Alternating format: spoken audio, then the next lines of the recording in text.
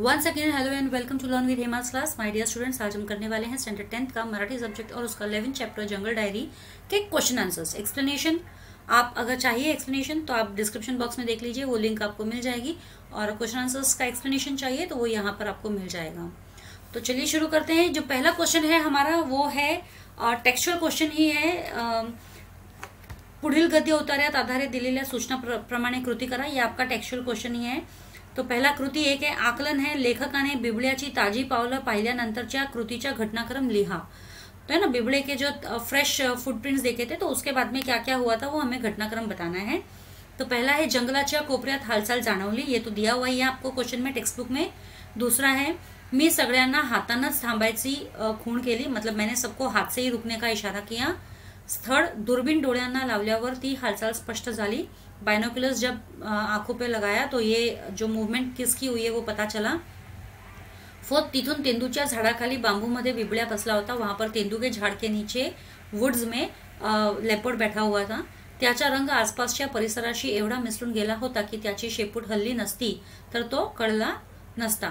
मतलब उसका रंग जो है वो लेपर्ड का रंग जो है बिल्कुल आसपास के परिसर के तरह परिसर से मिल चुका था, यानी कैमोफ्लेज हो रखा था आसपास के परिसर के कलर से। और अगर उसका पूंछ नहीं हिलता था तो उसके बारे में पता भी नहीं चलता था। त्याची पाठ आमच्याकडे असल्यामुळे त्याने आम्हाला पाहिलं नव्हतं, क्योंकि उसका बैक हमको फेस कर रहा था इसलिए उसने हमें देखा नहीं था। वन रक्षकाचा पाय काटकीवर पडला, और वन रक्षक का पांव जो है काटकी पर गिरा। काटकी पर यानी कि सूखे डंखल पे गिरा। अब ये जो सेकंड क्वेश्चन है वो लिहा है। लिहा मतलब डायरी म्हणजे, डायरी का मतलब क्या है, इसे हम रोजनिशी भी कहते हैं या दैनंदिनी भी कहते हैं। ये हमने देखो 7th या 8th स्टैंडर्ड में भी मराठी के एक रोजनिशी करके एक चैप्टर है उसमें हमने किया है। पग मार्क्स म्हणजे, पग मार्क्स का मतलब क्या है, पाऊल खुणा, फुटप्रिंट्स। अब ये जो क्वेश्चन है चोकटी पूर्ण करा है। प्रकल्पाचे नाव, प्रकल्पाचे नाव मतलब ताडोबा अंधारी व्याघ्र प्रकल्प चंद्रपूर। ये आपका फर्स्ट जो ओपनिंग सेंटेंस है वही उसी में आ जाएगा। डायरीची तारीख 27 मई 1997। यावेळी लेखक विश्रामगृहातून बाहेर पडला। कभी निकला विश्रामगृह से बाहर, पहाटे 6 वाजता, सुबह 6 बजे। उमटलेली ताजी पावले याची होती, जो फ्रेश फुटप्रिंट्स थी वो किसकी थी, बिबळ्याची। जंगलातील सगळ्यांना धोकादायक जनावर, मतलब जंगल में सबसे ज्यादा डेंजरस एनिमल कौन था, लहान पिल्ले असणारी वाघिण, मतलब जिस टाइग्रस के छोटे बच्चे होते हैं वो टाइग्रस। ये थे वाघिण लपली होती। टाइग्रस कहाँ छुपी हुई थी, जांभळीच्या झुडपात, मतलब वो जामुन के झाड़ के जो बैम्बूज थे उसके अंदर। वन रक्षकाचे नाव क्या है, टोंगे। टोंगे वो वन रक्षक फॉरेस्ट ऑफिसर का नाम था। विश्राम गृहाचे नाव काय, कोळसा वन। अब नेक्स्ट क्वेश्चन है हमारा कारणे द्या। कारणे द्या में क्वेश्चन है हमारा, सुकलेल्या नाल्यात उतरताना लेखकांच्या मनावर अनामिक दडपण आले, मतलब सूखे हुए नाले में उतरते समय लेखक के मन पे एक अजीब सा बोझ हो रखा था। वो क्यों हो रखा था, कारण पिल्लाच्या संरक्षणासाठी कोणाचाही जीव घेणारी धोखादायक वाघिण तिथे आसपास होती, क्योंकि अपने पिल्लों को प्रोटेक्ट करने के लिए किसी की भी जान लेने वाली ऐसी डेंजरस टाइग्रेस वहीं पर आसपास में थी। सेकंड, बिबळ्या एकाच झेपेत जंगलात अदृश्य झाला। एक ही झेप में वो अदृश्य हो गया, इनविजिबल हो गया लेपर्ड। क्यों, क्योंकि कारण वन रक्षकाचा पाय वाळक्या काट्यावर पडून झालेला आवाज तिखट कानाच्या बिबळ्याने ऐकला होता। क्योंकि वन रक्षक के पैर से जो सूखे कांटे के ऊपर, सूखे डंकल के ऊपर जब उसका पैर पड़ा तो कट करके जो आवाज आई थी, उस आवाज को उस तेज कान वाले लेपर्ड ने सुन लिया था, इसीलिए वो भाग गया था। फिर तीसरा क्वेश्चन है, चालताना वन मजूर अचानक थबकला। चलते चलते वो वन मजदूर अचानक से रुक गया, कारण त्या रस्त्यावरून नुकत्याच गेलेल्या एका मोठ्या बिबळ्याची ताजी पावले उमटली होती। क्योंकि उस रास्ते पे तुरंत, मतलब थोड़ी देर पहले ही गया एक बड़े बिबले के पैरों के, फ्रेशली बने हुए पैरों के निशान हुए हुए थे। डायरी लिखने हा छंद प्रत्येकाने जोपासावा, याविषयी तुमसे मत लिहा। अब डायरी लिखना ये जो एक हॉबी है ये हर किसी को रखना चाहिए या फॉलो करना चाहिए। इस बारे में तुम अपना मत बताओ, यानी कि अपना ओपिनियन बताओ। आपल्या जीवनात आपल्याला अनेक वेगवेगळे अनुभव येतात, है ना। अपने जीवन में हमें अलग अलग बहुत सारे ऐसे अलग अलग एक्सपीरियंसेस मिलते हैं या हमारे जीवन में हम एक्सपीरियंस करते हैं। वेगवेगळ्या घटना व प्रसंग घडत असतात, अलग अलग इन्सिडेंसेस, इवेंट्स हमारे लाइफ में होते रहते हैं। आपण या घटना प्रसंगाचे साक्षीदार असतो और ये सभी इवेंट्स या इन्सिडेंसेस के हम विटनेस होते हैं। त्या घटना ताज्या असेपर्यंत आपल्याला आठवत असतात। अब जब तक ये घटना ताजी है, मतलब फ्रेशली हमारे सामने हुई है, हमें वो याद रहती है. कालांतराने काही प्रसंग आपण विसरून जातो, लेकिन एक लंबे समय के बाद में, लंबे अंतराल के बाद में हम उनमें से कुछ चीजें जो है भूल जाते हैं, कुछ बातें जो है भूल जाते हैं. एखादी घटना आठवलीच तरी ती तशीच्या तशी लक्षात राहत नाही, और अगर कोई एखादी घटना हमें याद भी आई तो बिल्कुल एग्जैक्टली वैसी की वैसी हमें याद नहीं रहती. प्रत्येक क्षण भूतकाळात जमा होत असतो. हर एक सेकंड जो है हमारा पास्ट में जमा होता रहता है. विशेष प्रसंगातील असे अनमोल क्षण जपून ठेवायचे असतील तर दररोज डायरी लिहिणे आवश्यक आहे. और ऐसे ही कुछ अगर स्पेशल इवेंट्स के अनमोल वैल्यूएबल जो क्षण है वो अगर आपको संजो के रखना है, संभाल के रखना है, याद रखना है, तो हर रोज आपको डायरी लिखना जरुरी है.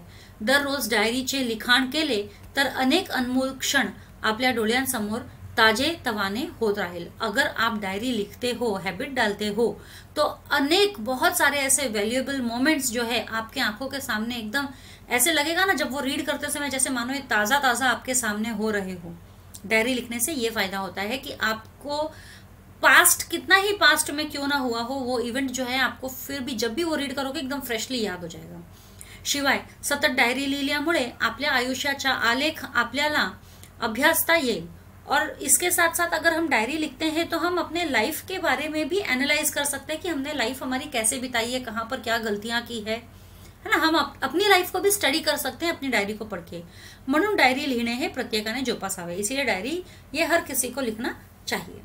अब ये फिर से है हमारा आकृतियां पूर्ण करा. आकृतियां पूर्ण करा में वाघिणींच्या पिल्लांचे संभाव्य शत्रु, ये जब हम रीड कर रहे थे, देखो कौन से शत्रु हो सकते हैं, एनिमीज हो सकते हैं. नर वाघ, बिबड़ा, रानकुत्री. यांपैकी एकाची वाघिणीने शिकार साधली असावी. मतलब इनमें से किसी एक का वाघिण ने शिकार किया था.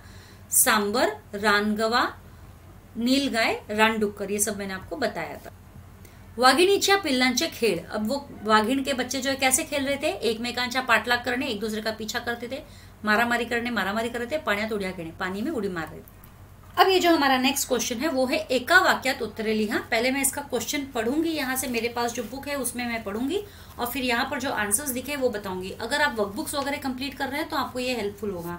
तो मेरा पहला क्वेश्चन है, वाघीण कोणत्या कलेत पारंगत होती. पिल्लांचे व स्वतःचे पोट भरण्यासाठी सतत कोणती कोणती शिकार करण्याच्या कलेत वाघीण पारंगत होती. मतलब अपने पिल्लों का और अपना पेट भरने के लिए कोई कोई जो शिकार वो हमेशा करती रहती थी ना, इस कला में, शिकार करने की कला में वो पारंगत थी, मतलब बहुत ही एक्सपर्ट थी. दूसरा जो हमारा क्वेश्चन है वो है, लेखकाने वाघिणीत कोणती झलक पाहिली. लेखक ने उस वाघिण में किसकी झलक देखी. लेखकाने वाघिणीतल्या आईची एक वेगळीच झलक पाहिली. लेखक ने वाघिण के अंदर जो एक माँ छुपी हुई थी उसकी एक अलग ही झलक देखी.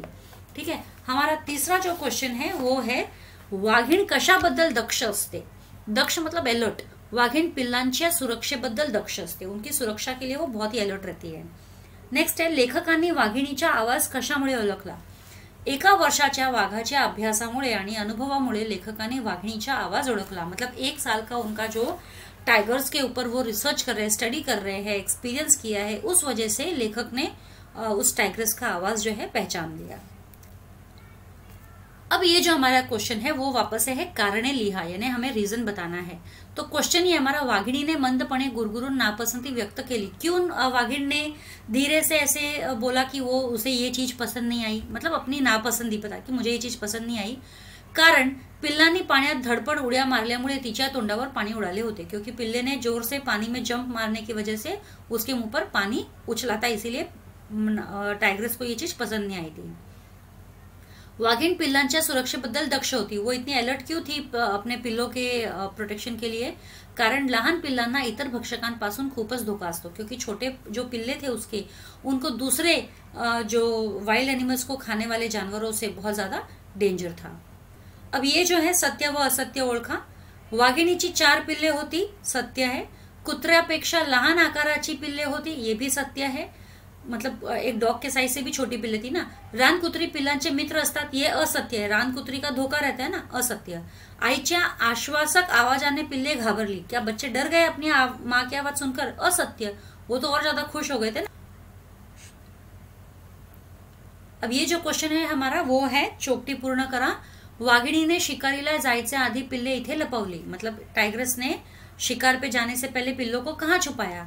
नाल्या काठच्या जांभळीच्या दाट झुडपात, है ना, जांभळी झाड़ के डेंस थिकेट में छुपाया था अपने बच्चों को, जो नाले के किनारे पर है। पिल्ले वयाने एवढी होती। पिल्ले की उम्र कितनी थी पिल्लों की सबकी? 5 महिन्यांची। वाघिणीने नाला पार करून इथे पाय ठेवला। नाला पार करके कहाँ पाँव रखा? बांबूच्या गंजीत, यानी कि फॉरेस्ट में एंटर होने के लिए।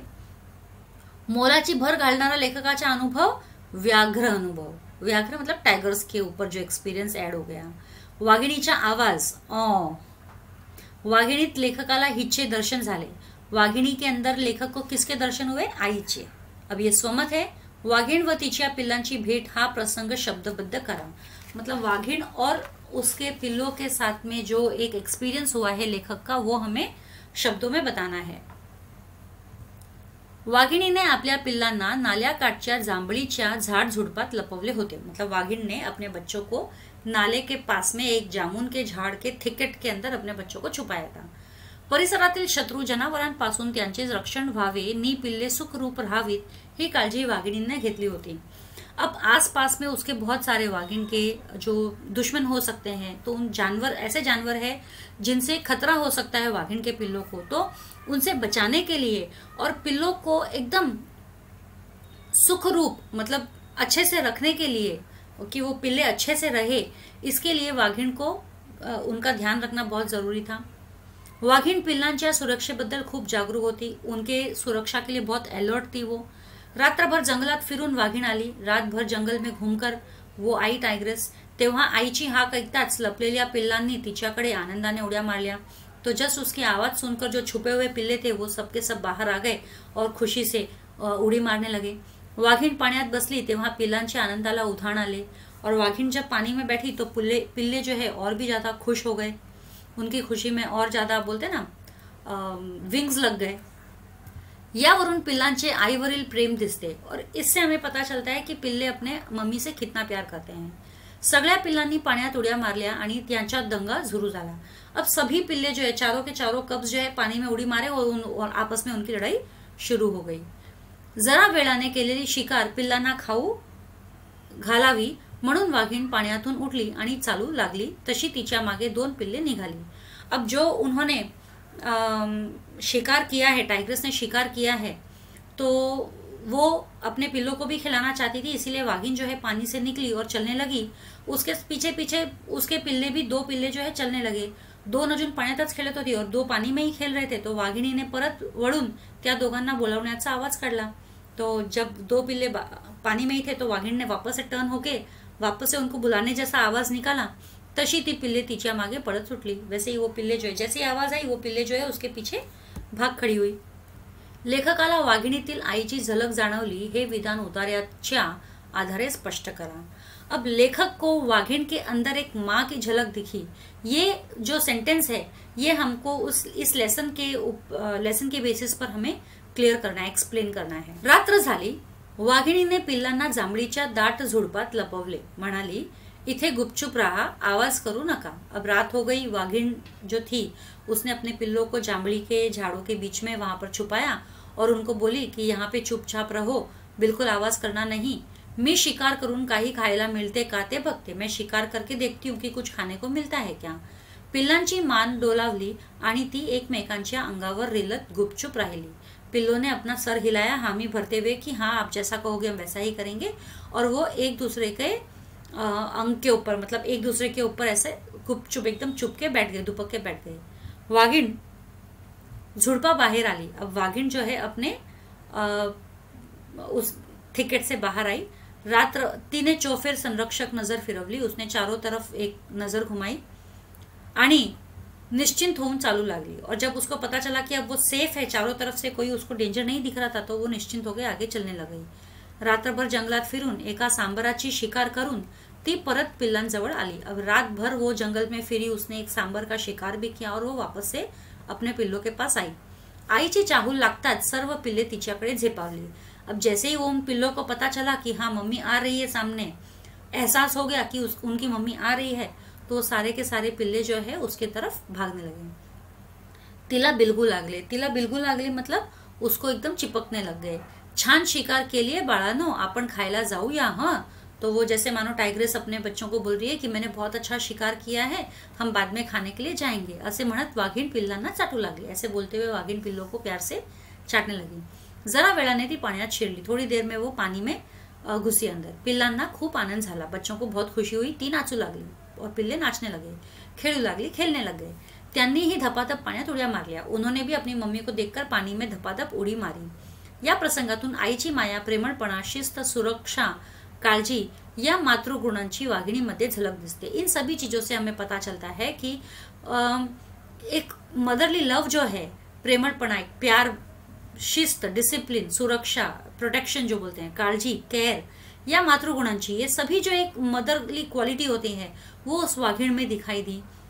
वाघिण में झलक दिखी इन सभी क्वालिटीज की। वाघिण व पिल्ले यांच्यातील जिव्हाळा दिसतो है ना। वाघिण और ये जो पिल्ले हैं कब्स, इनमें एक बॉन्ड है।